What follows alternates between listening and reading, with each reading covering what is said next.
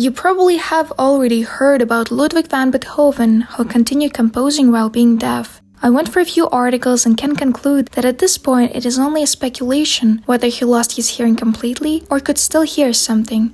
But that's not the point. His music has changed, but he still composed up until his death in 1827 and even supervised some of his works on stage. While getting ready for my neuropsychology exam and revisiting different neurological disorders, I have found a research paper about a bunch of artists who, similarly to Beethoven, had lost some of their artistic ability due to stroke, yet still continued to create. I don't want to focus on the medical side too much, but a few things have to be explained in order to understand the cause of this change in style.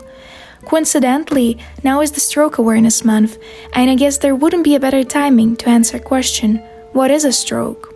Sometimes it is also referred to as a brain attack, but essentially it occurs when something blocks blood supply to part of the brain, or when a blood vessel in the brain bursts.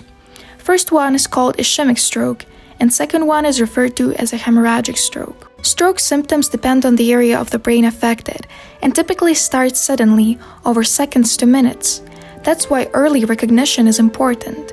One way to do that is to think faster. Original acronym FAST was introduced back in 1998, but I really like this extension by Comprehensive Stroke Center at Boyman Hospital.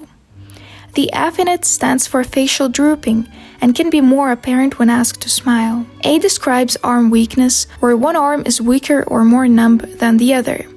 S refers to stability or standing steady on feet. Sometimes individuals will fall, feel very dizzy, or be unable to stand without assistance. T means talking, or other changes associated with this process, slurring, garbled, nonsensical words, or inability to respond appropriately. Ask the person to repeat a simple sentence like, "The sky is blue," to see if there are any speech problems.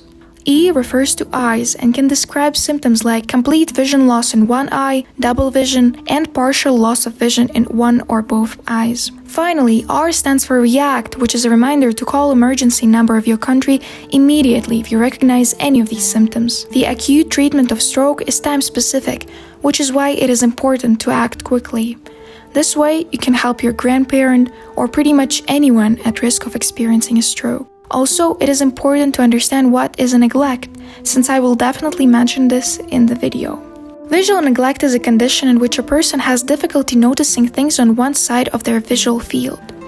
This usually happens after damage to the right side of the brain and makes one ignore people or objects on the left side. They can forget to groom or dress that side of the body and have trouble with activities that require looking at or drawing things on the left side of page or canvas.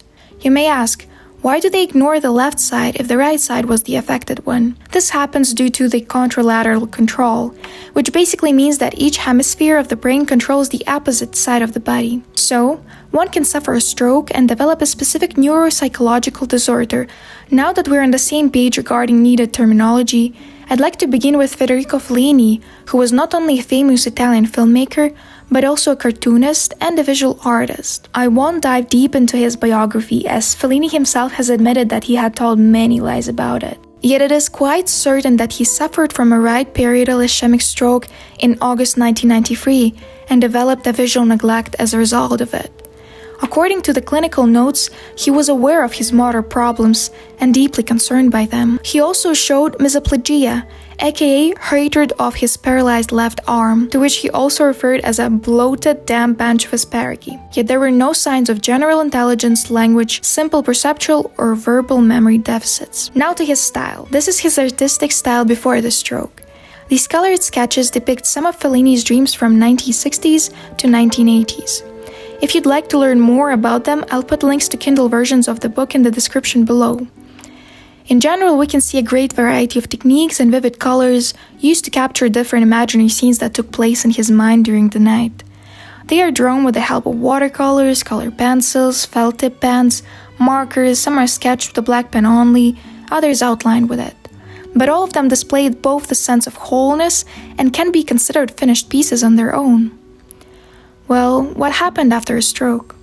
As I have mentioned earlier, Fellini has developed visual neglect, which essentially meant inability to perceive objects on the left side. He was given different tests 15 days after a stroke when he arrived at the rehabilitation department in Ferrara. Here is a copy of the race figure test from the first assessment, and this is what it should look like. Here is a drawing of the same figure reproduced from memory 10 minutes after the first one. Fellini added some female figure to the right side of the sketch, but it didn't make it look more like the original. These drawings show how unilateral neglect has been manifested in the case of Fellini. The left side is either unfinished or distorted. The second assessment took place 30 days after the first one and shows some improvement, but the left side of the drawing still lacks some details, like this figure for example. Drawing from memory has even smaller resemblance. Here Fellini has added some Roman numbers on the right side of the female figure, yet we can see that there are missing numbers on the left side and the space between them is distorted. The same trend can be observed in this sketch of the bike, which was drawn 25 days after the stroke. The cyclist's left side of the face and body are unfinished, and the left wheel lacks spokes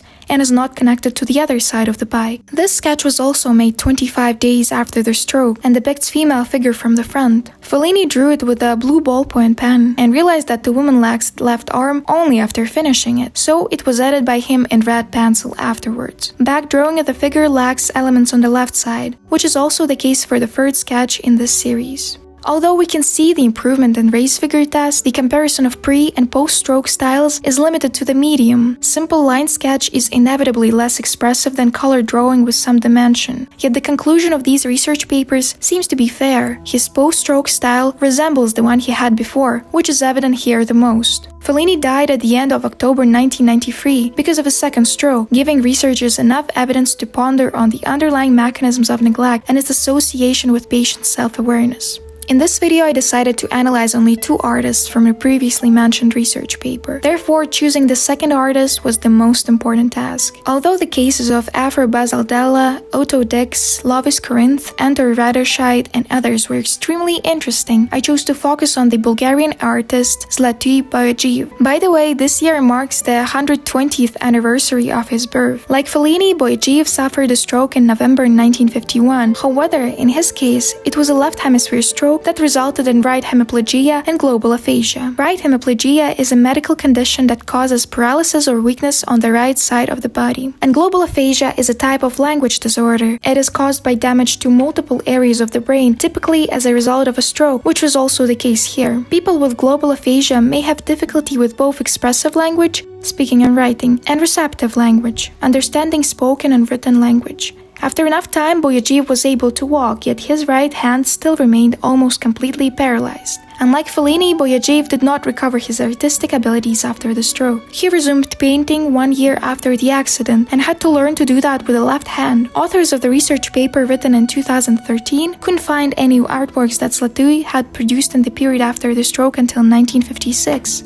Well, I found several paintings dated before that, and will gladly share them with you. Little side note though, I really tried to get them in a good resolution, even consulted our beloved ChatGPT, but sadly provided links didn't work. Anyways, let's analyze the pre-stroke style. Boyajiv was formally trained and has finished Sofia's Academy of Fine Arts in 1932. His academic training can be seen in his artworks, even though most of them are different in terms of the style. This portrait particularly looks like paintings by John Zinker Sargent. I'm talking about this. At the same time, Zlati's work have some neoclassical, Flemish, and even Italian 15th century art influences. He had a difficulty finding a style of his own, yet his works showed both the skill and attention to detail. For me, his art has a lot of Peter Bruegel in them, both the elder and the younger. After his stroke, his themes remained mainly the same, but his style changed considerably. He no longer followed the main rules of painting, and his brushwork was rather simplified. He used mainly elementary colors with less nuance and shade. These sketches still seem quite good, especially if you consider the fact that he drew them with the left hand, but he could no longer depict with accuracy the perspective and proportions of objects. His style started resembling post-impressionism, in my opinion, especially Van Gogh's paintings. Most critics feel that this style change did not represent the natural evolution of an aging artist, but rather an adaptive solution aimed at masking the obvious worsening of his painting abilities. Similarly to Fellini, Boyajiv died after the second stroke in 1976. For him, it meant 25 years of creating with his left hand